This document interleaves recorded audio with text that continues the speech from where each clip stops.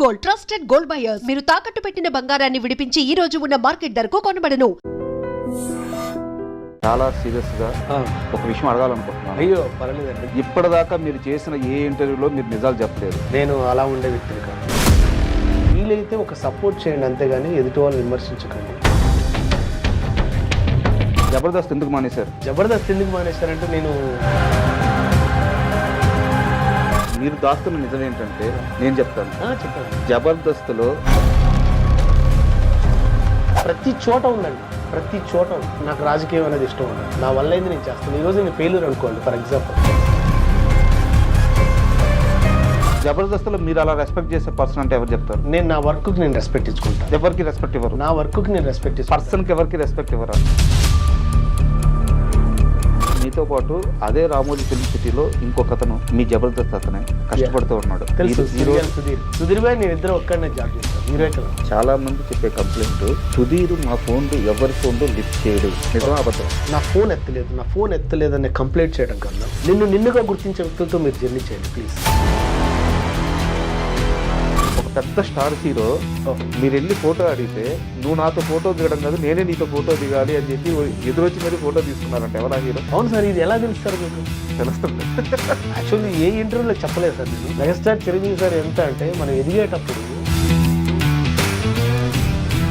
జబర్దస్త్లో ఒక team లీడర్తో issues ఉన్నాయి రాముకి. అసలు ఫస్ట్ స్టార్టింగ్ నేను, రాకెట్ రాఘు గారు, వెంకీ చాలా మంచి స్కిట్లు చేసాం, చాలా బాగా చేసాం. ఆ తర్వాత టీమ్ లీడర్గా వెంకీకి ఇస్తున్నప్పుడు అన్న మనకు టీమ్ లీడర్ ఇస్తున్నా మన ఇద్దరం కలిసి చేద్దాం అన్నాను. చేశారా? నేను చేశాను. మళ్ళీ జబర్దస్త్లోకి వెళ్తారా వెళ్ళారా? జబర్దస్త్ గ్రూప్ ఇప్పుడు ఉంది సార్, గ్రూప్ ఇప్పటికి కూడా ఉంది. ఆ గ్రూప్లో నేను ఉన్నాను. యాడ్ చేయలేదా? మీరు బయటకు వచ్చేసారా? అంటే ఏంటి భయ్యా మీరు ఇలా మాట్లాడతారంటే నేను చెప్పేది వాస్తవం. Hi, welcome to my show. జబర్దస్త్తో చాలామంది జీవితాలు మొదలయ్యాయి. కానీ మీకు తెలుసా, జబర్దస్త్ సక్సెస్ మొదలైంది ఆయన స్కిట్తో. ఆయన ఎవరో కాదు, జబర్దస్త్ రాము. ఇప్పుడు మన స్టూడియోలో ఉన్నారు. ఆయన అడిగి ఆయన సినీ విశేషాలు మరిన్ని తెలుసుకుందాం. హాయ్ సార్, నమస్తే. హాయ్ సార్, నమస్తే సార్. జబర్దస్త్ రాము సార్ ఒక జబర్దస్త్ స్టార్ట్ అయిన ఒక 3 సంవత్సరాల దాకా, 2.5-3 సంవత్సరాల దాకా బాగా ఈ పేరు మారుమోగిపోయింది. అంటే ప్రతి ఒక్కరు కూడా చంద్ర స్కిట్ కానీ లేకుంటే రాఘవ స్కిట్ కానీ వీళ్ళ స్కిట్లు చూస్తున్నప్పుడు వాళ్ళు కామన్గా మీరు ఖచ్చితంగా కనిపించేవారు ఆ టీంలో. Yes sir. అండ్ మీది చాలా మంచి జర్నీ, సక్సెస్ అయ్యారు అక్కడ. బట్ జబర్దస్త్ నుంచి బయటకు వచ్చేసారు. ఇంటర్వ్యూ స్టార్ట్ అయ్యే ముందు మిమ్మల్ని నేను చాలా సీరియస్గా ఒక విషయం అడగాలనుకుంటున్నాను. అయ్యో పర్లేదండి. అంటే అడగాలనుకుంది స్ట్రైట్ గా చాలా హార్డ్ హిట్టింగ్ గానే అడగబోతున్నాను. పర్లేదు, నో ప్రాబ్లం. ఇప్పటిదాకా మీరు చేసిన ఏ ఇంటర్వ్యూలో మీరు నిజాలు చెప్పలేదు. ఈ ఇంటర్వ్యూలో నిజాలు చెప్పాలని నేను కోరుకుంటున్నాను. చెప్తారా? ఓకే. కాకపోతే మీరు అన్నదాన్ని ఒకటి ఖండిస్తా. నిజాలు చెప్పలేదనకండి, నేను నిజాలే చెప్తాను. ఎందుకంటే నేను ఒకరికి భయపడి ఒకరికి ఇబ్బంది పడి నేను అలా ఉండే వ్యక్తిని కాదు. నేను స్ట్రైట్గా అదే మాట్లాడతా. ఏ ఇంటర్వ్యూలోనే అదే చెప్తా. నాకు తెలిసిందే చెప్తా, తెలియంది అసలు చెప్పలేను. తెలిసిన విషయాలు హైడ్ చేసేస్తున్నారు. లేదు అట్లేం లేదు, నేను అడగచ్చు. సరే, ఓపెన్గా ఫస్ట్ క్వశ్చనే వెళ్దాం. జబర్దస్త్ ఎందుకు మానేశారు? జబర్దస్త్ ఎందుకు మానేశారంటే నేను ఫస్ట్ చెప్పానండి, ప్రతి ఒక్కరికి ఒక ఆశయం ఉండాలని కోరుకున్నాను. నిజంగా జబర్దస్త్ అనేది మాకు ప్రతి ఒక్కరికి ఒక మంచి వేదిక అండి. సో ఒక్కొక్కరు అంటే ఎంచుకున్న మార్గాన్ని ఒక్కొక్కరు ఒక వేలు వెళ్తుంటారు. నేను ఫస్ట్ జాబ్ చేస్తున్నప్పుడు I want become a movie artist అనే పాయింట్లో వచ్చాను. బయటకు వచ్చిన తర్వాత జబర్దస్త్ చేస్తున్నప్పుడు కంటిన్యూ అవుతూనే ఉంటున్నాను. కంటిన్యూ అవుతున్నప్పుడు మనం వచ్చింది సినిమా ఆర్టిస్ట్ కావాలనుకున్నాం. మామూలుగా టీవీ ఆర్టిస్ట్ ఎలాగా అవకాశం వచ్చింది చేస్తున్నాం. మనం ఇక్కడికి వచ్చి ప్రయత్నించినప్పుడు ఇక్కడ అయినాం. అక్కడ కూడా ప్రయత్నిస్తే కదా మనం అయ్యేది అన్న సెన్స్ నాకు అనిపించింది. ఇప్పుడు మీరు చెప్పిన సమాధానం గత 5 సంవత్సరాల నుంచి 6 సంవత్సరాల నుంచి మీరు అందరికీ ఇదే చెప్తూ వస్తున్నారు. ఇందులో కొంత నిజం ఉంది. బట్ మీరు దాస్తున్న నిజం ఏంటంటే నేను చెప్తాను. చెప్పండి. జబర్దస్త్లో అక్కడ ఉండే టీం లీడర్లకి, అక్కడ ఉండే మేనేజర్లకి సలాములు కొట్టలేక, వాళ్ళతో బతిమలాడలేక, వాళ్ళతో పడలేక, ఇది కాదు లైఫ్, ఒకరి దగ్గర ఎందుకు పడాలి, గౌరవం లేని దగ్గర ఎందుకు ఉండాలి అని రాము విసిగి వేసారిపోయి జబర్దస్త్ నుంచి బయటకు వచ్చి ఇండస్ట్రీలో తన కెరీర్ సెట్ చేసుకుంటున్నారు అనేది నిజమా కాదా? ఒకటి మీరు అన్న దాంట్లో నేను ఒకదానికి అగ్రి అవుతా. ఏంటంటే మనం స్వచ్ఛగా అంటే మనం ఏమంటారు, మనం నీతి నిజాయితీతో వెళ్ళాలి అనుకున్నప్పుడు ఈ సల్యూట్లు నమస్కారాలు అనేవి అసలు పనిచేయండి. ఎందుకంటే నీ క్వాలిఫికేషన్ ఏంటంటే నా వేలో నేను స్వచ్ఛంగా వెళ్ళాలనుకుంటున్నాను చెప్పాలి తప్పితే నేను ఎవరికో సెల్యూట్ చేసి ఎవరికో నమస్కారాలు పెట్టి ఎవరికి ఇది చేసుకుంటే లేదు అసలు నా వల్ల ఆ సక్సెస్ నేను తీసుకో నాకు ఇష్టం ఉండదు. అదే నేను చెప్పేది కూడా అదే. అలాగని నాకు అక్కడ వాతావరణం అర్థమైన తర్వాత కూడా నేను ఆ వాతావరణానికి నేను కరెక్ట్ కాదనుకోవచ్చు కాకపోవచ్చు, కానీ నేను దాంట్లో అక్కడ ప్రతి చోట ఉందండి, ఇది ప్రతి చోట ఉంది. అక్కడ నీకు ఇష్టమైతే పని చేయాలి, లేకపోతే ఎగ్జిట్ కావాలి, అంతే తప్పితే మన అవతల వాళ్ళని కానీ సిస్టాన్ని కానీ మార్చడం కోసం మనం కాదు. అంటే ఏ సొసైటీని కానీ ఏ లొకేషన్ కానీ మార్చడానికి మన దగ్గర లేదు, మన చేతులు ఏం లేదు. మన చేతిలో ఉన్నది మాత్రం మన బిహేవియర్ మాత్రమే. కాబట్టి నా చేతిలో నా బిహేవియర్ ఉన్నంతకాలం నేను ఎక్కడ ఇది కాను అన్న ఒక నమ్మకంతో బయటకు వచ్చాను తప్పితే నేను వాళ్ళకి సల్యూట్లు అనేవి ఏమి కాదండి. ప్రతి చోట రాజకీయం ఉంది, ఏ చోట లేదు చెప్పండి. నాకు రాజకీయం అనేది ఇష్టం ఉండదు, నా వల్ల అయింది నేను చేస్తాను. ఈరోజు నేను ఫెయిల్యూర్ అనుకోండి, ఫర్ ఎగ్జాంపుల్ నేను జబర్దస్త్ చేసి నేను ఫెయిల్యూర్ అయినా అనుకుంటా, నేను బయటకు వచ్చి కేఏ పాల్ క్యారెక్టర్తో మంచి పేరు వచ్చింది. సో నేను ఆ రోజు నేను డిసప్పాయింట్ అయితే నేను ఈరోజు ఇక్కడ సక్సెస్ కొట్టేవాడిని కాదు. అవునా కాదు? కాబట్టి ఇక్కడ మన సక్సెస్ని కానీ మన ఫెయిల్యూర్ని కానీ ఇంకోళ్ళు డిసైడ్ చేయకూడదు, మన కాన్ఫిడెన్స్ డిసైడ్ చేయాలి అనేది నేను చెప్తాను. నాకు ఒక 10 అవకాశాలు వచ్చి నేను ఫెయిల్ అయితే నేను బాధపడతాను. నాకు 10 అవకాశాలు రాలే, నాకు ఒక బఫేలాగా 10 సార్లు ఇస్తే కూడా నువ్వు ఏంట్రా అంటే దానికి నీ గ్యారంటీ ఇది చేస్తా. నువ్వు ప్రసాదం ఇచ్చి భయ్యా నువ్వు ఏది భయ్యా అని అంటే అట్లా కాదు కదా. ప్రతి ఒక్కరికి ఒక ఫ్రీడమ్ కోరుకుంటారు, ప్రతి ఒక్కరికి ఒక వే కోరుకుంటారు, ప్రతి ఒక్కరి క్వాలిఫికేషన్ ఎదుటి వాళ్ళకి ఇన్స్పైర్ కావాలని కోరుకుంటాను తప్పితే చీకట్లో జరిగే ప్రతిదీ ఇన్స్పైర్ కావాలంటే నా వల్ల కాదు. సో అక్కడ చీకటి కోణాలు, చీకటి రహస్యాలు, సలాంలు కొట్టించుకునే టీం లీడర్లు, అమాయకంగా పిల్లలు తమ వెంక తిప్పుకునే మేనేజర్లు, వీళ్ళందరూ జబర్దస్త్లో ఉన్నారు. అంటే జబర్దస్త్ అని కాదండి, నేను జబర్దస్త్ అని పర్టికులర్ చెప్పను. ఆ వేలో వెళ్ళేవారు ఆ వేని ఎంజాయ్ చేస్తారు, ఆ వేని ఇష్టపడతారు, అలానే ఎదగాలనుకుంటారు. నేను అలాంటి వేకు నేను క్వైట్ అపోజిట్.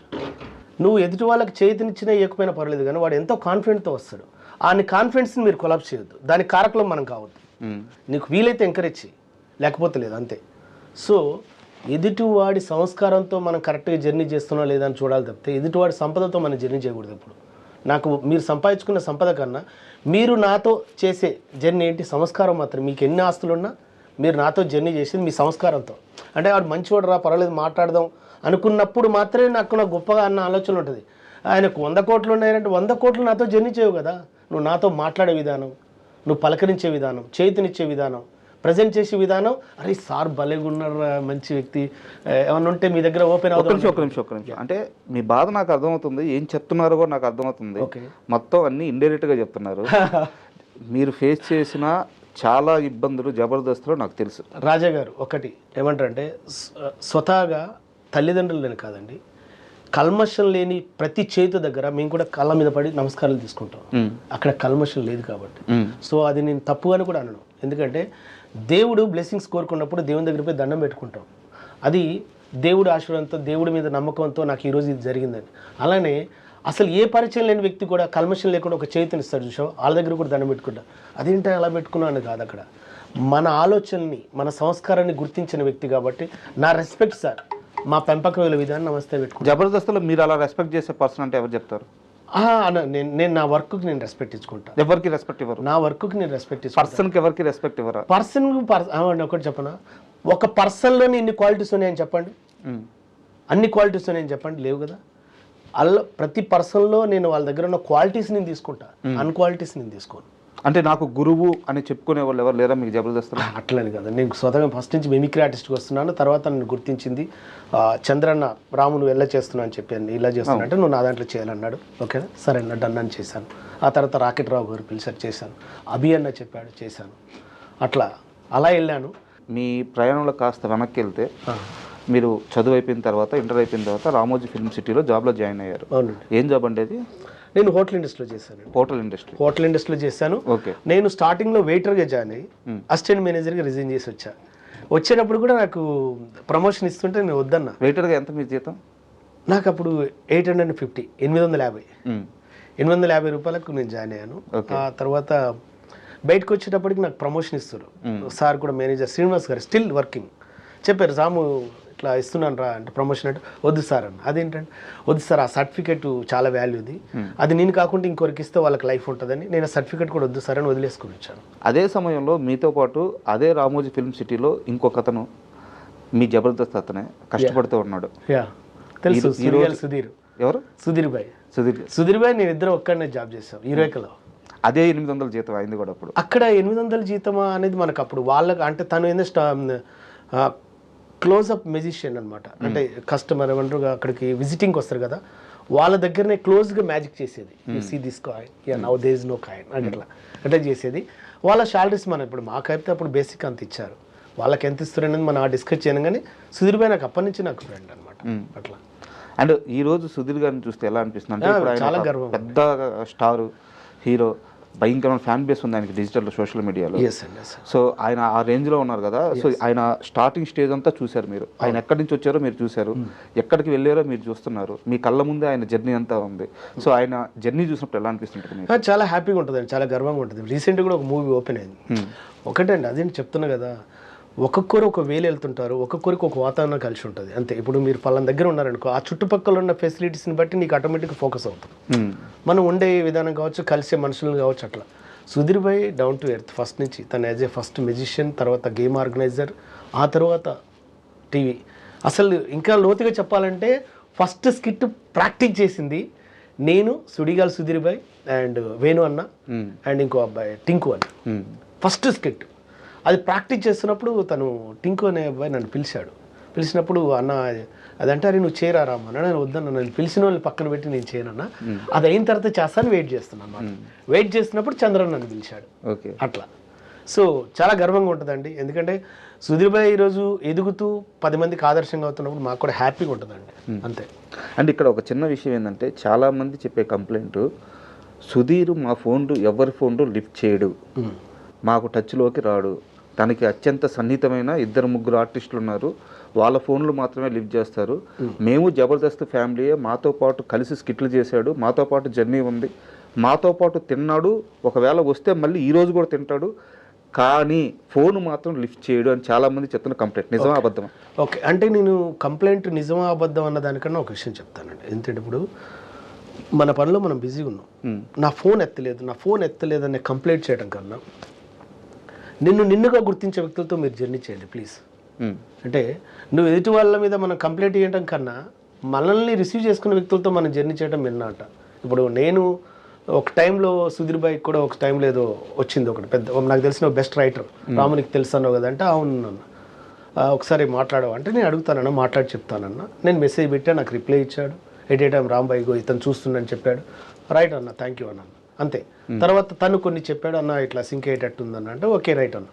నేను ఆ ఆలోచనని వారి దగ్గర తీసుకెళ్ళగలిగానా లేదా అది వారికి ప్లస్ అవతల అడిగిన అతను ఫ్రెండ్ కూడా నా ఫ్రెండ్ అన్న విషయంలోనే ఆలోచించాను తప్పితే నా ఫోన్ ఎత్తాడా ఎత్తలేదా, రిప్లై ఇచ్చాడా ఇచ్చలేదా అనే పాయింట్లో నేను లేను. అలానే మనం ఎదుటి వాళ్ళని కంప్లైంట్ చేయడం కన్నా మన వేలో మనం వెళ్ళటం బెస్ట్ అనుకుంటాడు. ఎందుకంటే కంప్లైంట్ అనేది పెరిగిపోతుంటుంటాయి. అలా పెంచుకోవడం కన్నా ఇప్పుడు నేను ఫర్ ఎగ్జాంపుల్ మిమ్మల్ని ఎంకరేజ్ చేయాలనుకున్నాను, సార్ నాకు రిప్లై ఇట్లేదండి నువ్వు ఒక్కనే చూస్తున్న అవసరం ఏముంది అంటున్నా. నేను సుధీర్ భాయ్ అనట్లే, ఎవరితోనైనా సరే నిన్నుగా గుర్తించే వ్యక్తులతో నువ్వు జర్నీ చేయి, నీ ప్రపంచం నీకుంటుంది, నీ అచీవ్మెంట్ నీకుంటుంది, నీ సక్సెస్ నీకుంటుంది అనేది నా ఉద్దేశం.